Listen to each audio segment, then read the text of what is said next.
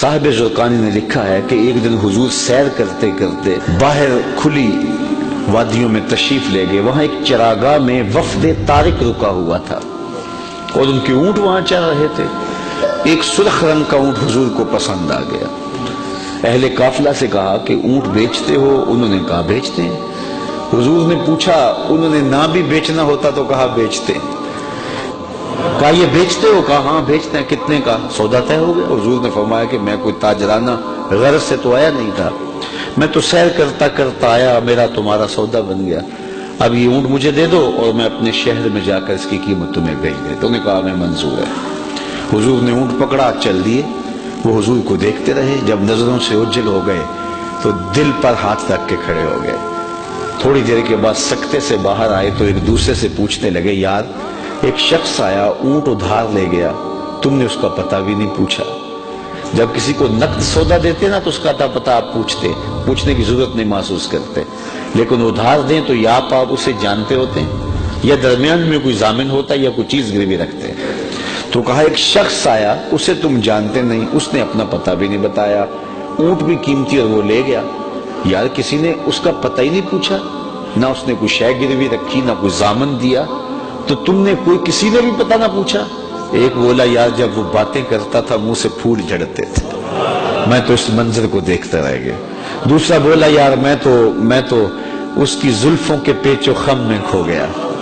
تیسرا بولا میں تو اس کی آنکھوں میں ڈوب گیا، کیا خوب سجن دیاں اکھیاں نے. کہا جو بھی ہوا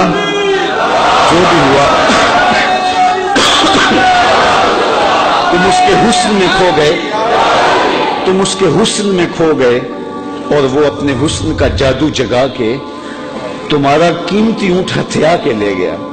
لیکن اگلے لفظ سنیے اور سینے پہ ہاتھ رکھ کے سنیے.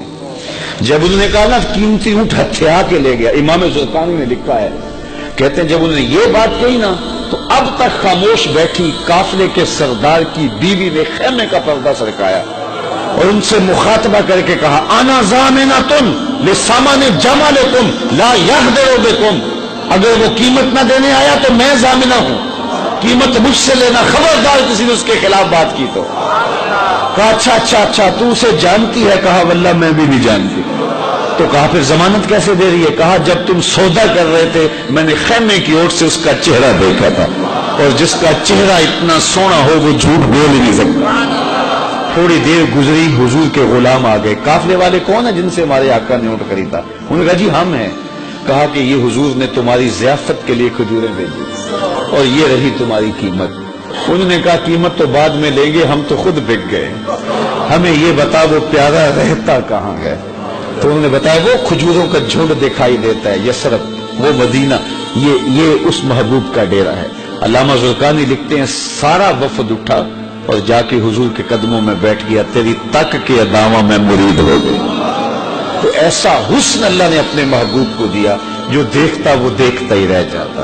دیکھنے والے کہا کرتے اللہ اللہ، یاد آتا خدا دیکھ کے صورت تیری. دعا کرو اللہ ہمیں حضور کی زیارت نصیب فرمائے. یہ آنکھیں اس قابل تو نہیں ہیں لیکن مالک تو کرم کر، ہم تیرے محبوب کا نام لے رہے ہیں، حضور کی زیارت دے دے.